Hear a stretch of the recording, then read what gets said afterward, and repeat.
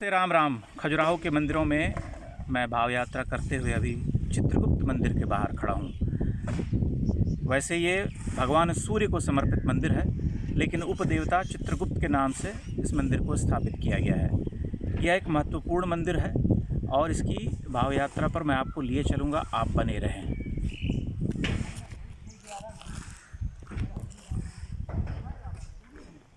यहाँ से जब हम आगे बढ़ते हैं, मैं कुछ तेज़ गति से चलते हुए आपको एक अद्भुत विशेषता से परिचित कराना चाहता हूँ। मंदिर में ऊपर या गर्भगृह में जाने से पहले मैं इसके निचले हिस्से की ओर ले चलूँगा, जहाँ पर कि अत्यंत ही प्रभावशाली मूर्तियाँ हैं, जो कि डीप मीनिंग के साथ वहाँ उत्कीर्ण की गई हैं। आप उन्हें देखें।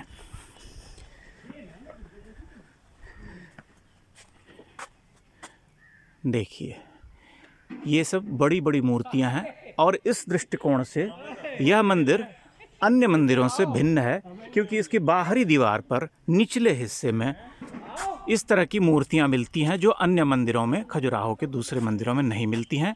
वे सभी मूर्तियां ऊपर के हिस्से में पाई जाती हैं।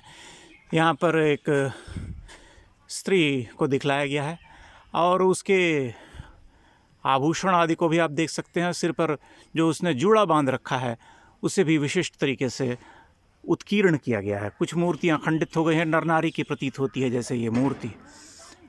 यहाँ से जब हम आगे बढ़ते हैं तो यहाँ भी ये एक नर्तकी अथवा देवदासी मालूम पड़ती है, या वाद्य यंत्र नहीं, यह किसी पुरुष की प्रतिमा है जो कि वाद्य यंत्र बजा रहा है और संभवतः नर नारी का ही एक रूप नज़र आता है, जैसे यहाँ इस मूर्ति में है। यहाँ पर इसके निचले जो हिस्से, जब हम जाते हैं निचले हिस्से में, तो वहाँ आप देखते हैं कि उसी तरह से शुभ जो प्रतीक चिन्ह होते हैं वे उत्कीर्ण हैं।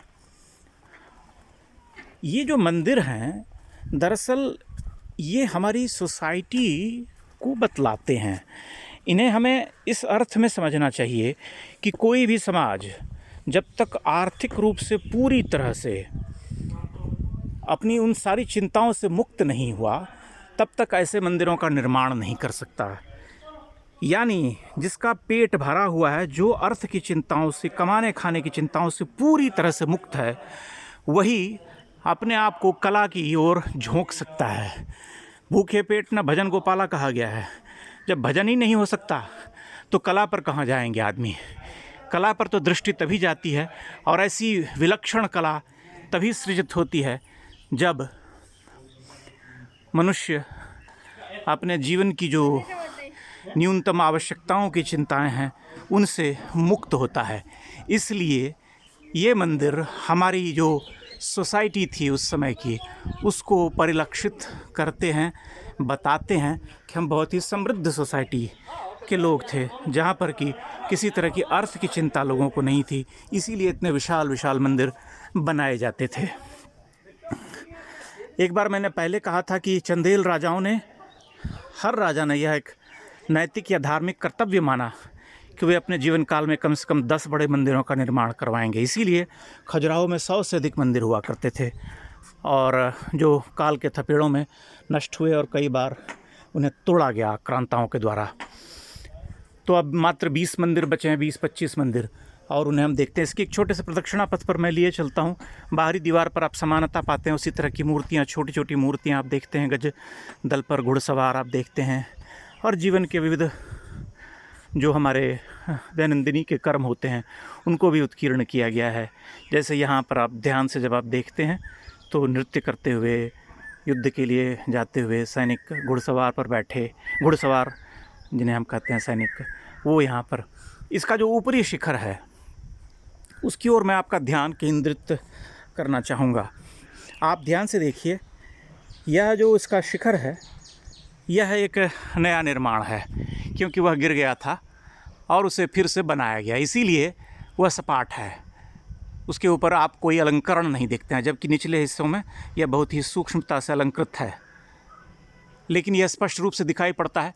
ऊपर आमलक तो लगाया गया है, लेकिन आप इस चीज़ को समझिए कि जब हम प्राचीन आमलक को नए निर्माण के ऊपर स्थापित होते हुए देखते हैं तब हमको ये समझ में आता है कि मंदिरों को कैसे बनाया जाता था। उनके पास कोई एक चाबी होती थी, जैसे कि ऊपर से आपने खोलना शुरू किया और ऊपर तक नीचे तक आप आ गए, तो उस आमलक को उसी तरह से प्राचीन आमलक को स्थापित कर दिया गया है ऊपर। यह एक बहुत महत्वपूर्ण कैरेक्टरिस्टिक, जिससे आप कहते हैं विशेषता। तो इन्हीं शब्दों के साथ मैं विदा लेता हूँ और इन मंदिरों की भाव यात्रा चलती रहेगी। बहुत बहुत धन्यवाद, प्रणाम।